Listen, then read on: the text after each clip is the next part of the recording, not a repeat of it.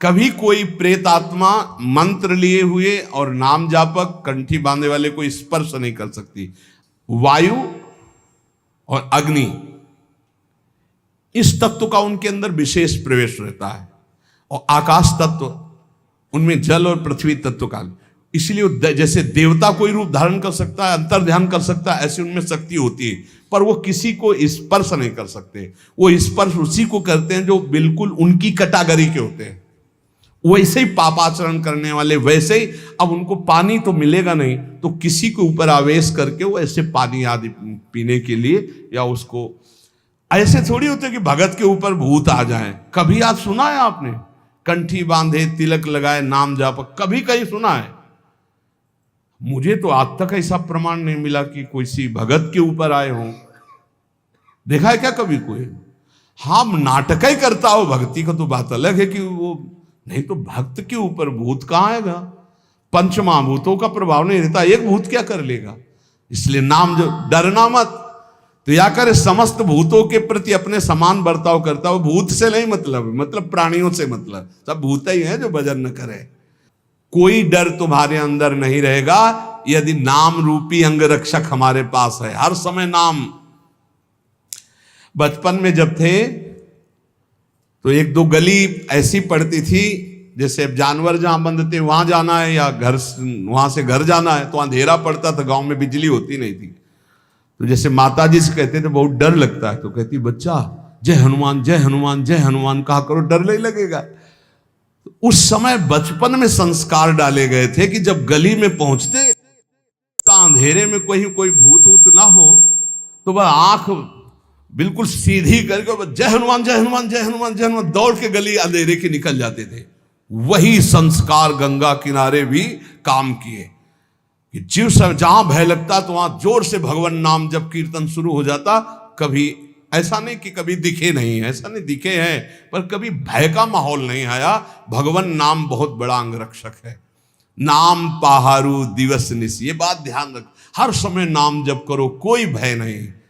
और भय है, अगर नाम जप नहीं किए तो भय ही भय है, और नाम जब चल रहा तो कोई भय नहीं। ये पक्का समझना, कभी कोई प्रेत आत्मा किसी भी भजन करने वाले का स्पर्श नहीं कर सकती, इतनी बड़ी ताकत नहीं। तो आपके गले में कंठी बंधी है, इसलिए कहते तुलसी जी की कंठी रखो। नाम जब चल रहा है, कभी कोई ब्रह्म राक्षस भूत प्रेत पिशाच अग्नि बैताल काल मारीमर कोई भी नहीं स्पर्श कर सकता। जिते विनायक शुभ अशुभ, विघ्न करे नहीं कोई। एक बार थोड़ा डरे थे, कमंडल उठा करके शौच जा रहे थे। अब शौच जाने का यही समय होता, 2-3, ये तो शौचालय तो कुछ वर्षों से बने नहीं थे ही नहीं, गांव के बाहर ऐसे जंगलों में ही जाया जाता था। तो एक देखा तो नौवधू खड़ी थी, ऐसे कमंडल लिए हम अपना जा रहे थे, तो और नई अवस्था थी।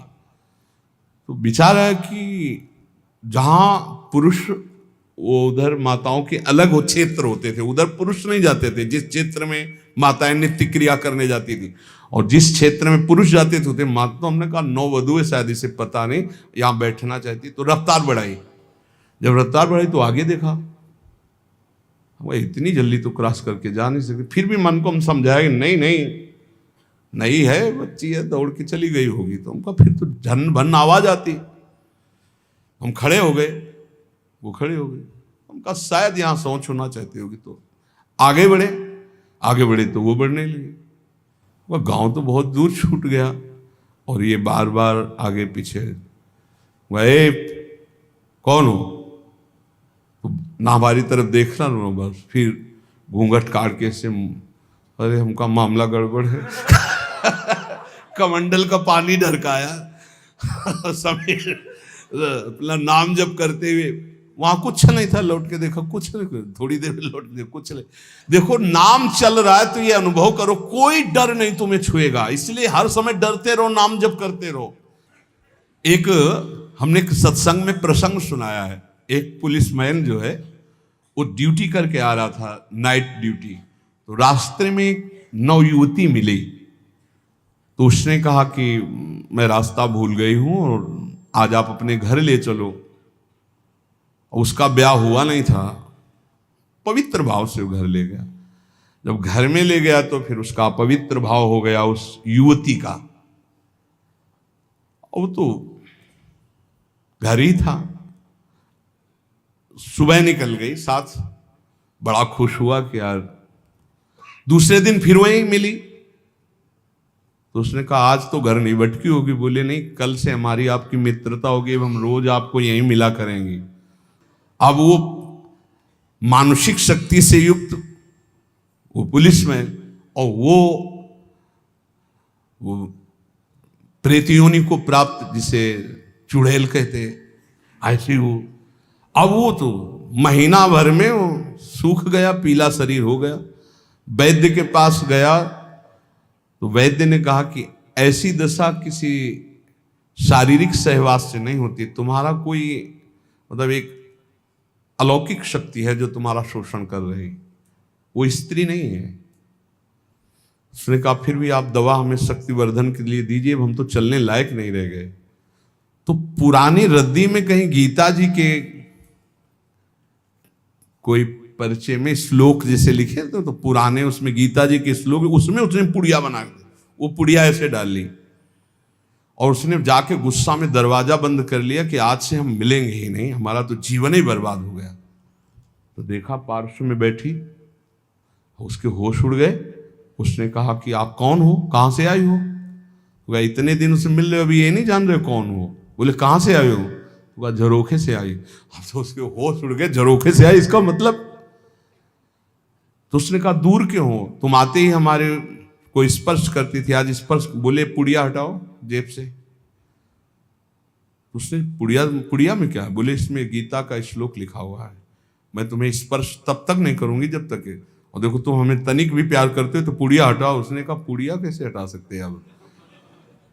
उस दिन वो बैठी रही पर स्पर्श नहीं हुआ और समय आने पर चली गई। दूसरे दिन उसने गीता का पूरा जेब में रख लिया और जहां आती ना यदा यदा धर्मस्य ग्लानिर्भवति, आना ही बंद हो गया। गीता जी, भगवान का नाम, भगवान की लीला, भगवान की चरित्र, तुलसी जी चरणामृत, ये हम सब सेवन। रज रानी हमको भूत लगेगा? नहीं भाई, ये कल्याण के लिए आते हैं, डरो मत। ये ना डरे कि वृंदावन में भूत है। क्या जानते हो आप? भगवत चरित्र पढ़ के देखो, जो ब्रज के भक्तों के चरित्र कैसे मिलते हैं, चरित्र जिनमें ऐसा। तो संतों से अपना कल्याण करने आते हैं, डरना नहीं। नाम है तो डर कैसा? बिल्कुल मत डरना। और जिसको डर लगे तो रात भर जग के भजन करना, और क्या बोले कमरे में। डर है नहीं, पक्का डर नहीं। अच्छा, भूत में भी तो भगवान है।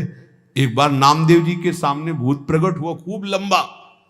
तो उनका वाह प्रभु, हम जानते आप ही हो। तो वही मुरली मनोहर भगवान दिखाई दिए। कोई चराचर जगत में मत्ता परतरम नान्यत किंचिदस्ति धनंजय, भगवान की सिवा कोई नहीं। इसलिए खूब नाम जप करो, निर्भय रहो, स्वस्थ शरीर रहे, ऐसे आचरण करो, क्योंकि इसी शरीर से भगवत प्राप्ति होनी। शेष चर्चा आगे। श्री राधा वल्लभ लाल की।